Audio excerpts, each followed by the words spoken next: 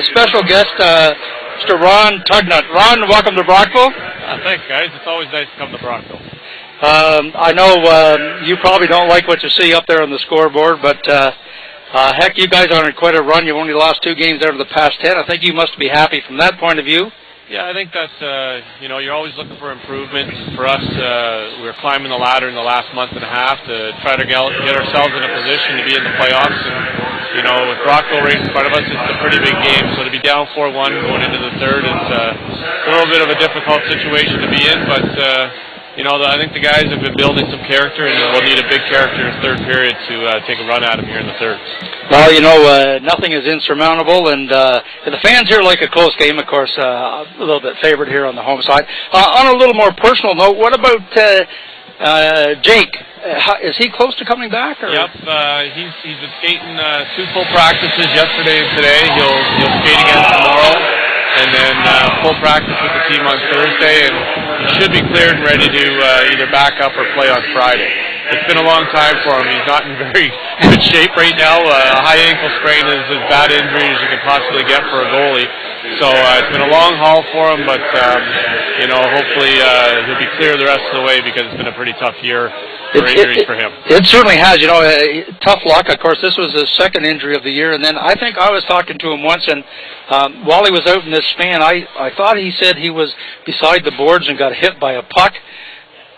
He did. That was the 3rd thing. So now hopefully he's got all the injuries out of the way.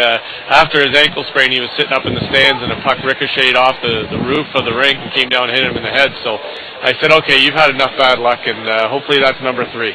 Well, I hope it's all over for him, and I hope he gets back in there for in the 73 sweaters. But of course, coaching is goaltending is your forte, and you guys have come up with, first Matt Corvette, and then I think it was Charlie Jensen who went in that one game. Yep, I think Matt's getting a little bit tired. He's played a lot of hockey with Jacob being down, and our midget drafted goalie, Charlie Jensen, came in and played a game for us because Corvette was sick. And he found out in the warm-up he was playing, and he went on for, I think, a 40-save shutout, which is our only shutout of the year, and it was by a 16, 17-year-old goalie. So maybe we might have to bring him into Brockville next game. Well, he certainly was impressive, and that was Nepean that you guys beat that day 3-0. Yeah. Now, I have one question going back a little further in time. Now, I know you played in the OHL with the Petes, and I think you were a coach with the Petes for a while, too, weren't you? Yeah, I was an assistant coach. I coached the back end, the defense, for 1 year.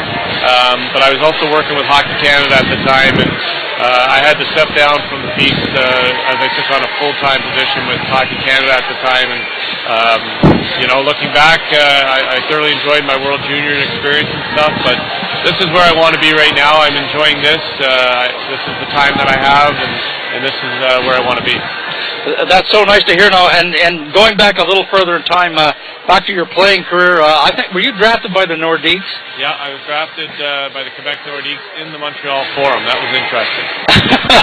Now, speaking of that wonderful building, now I was a Montreal fan almost all of my life, up till around, I'm not sure of the year 92, 93, and that was the year Nordiques and Canadians were playing, and Canadians shifted their style of hockey. They used to be the Flying Frenchmen, they were fast, and all of a sudden they were aggressive and strong, and I think they just outmuscled the Nordiques. Now, were you with the Nordiques or with the Canadians, or where were you at that time? Do you remember? In the early 90s, I was still with the Nordiques. I got traded in 92, I think it was, to the Edmonton Oilers. So the rivalry between Quebec and Montreal, it didn't matter what style of game you played, whether you're a high-speed flying team. When it came to those 2 teams, you knew it was going to be like, as Don Cherry said, a rock and sock of night. And when we entered those games, we knew what we were going to be in for, and we knew that we were going to have to stand up for our teammates.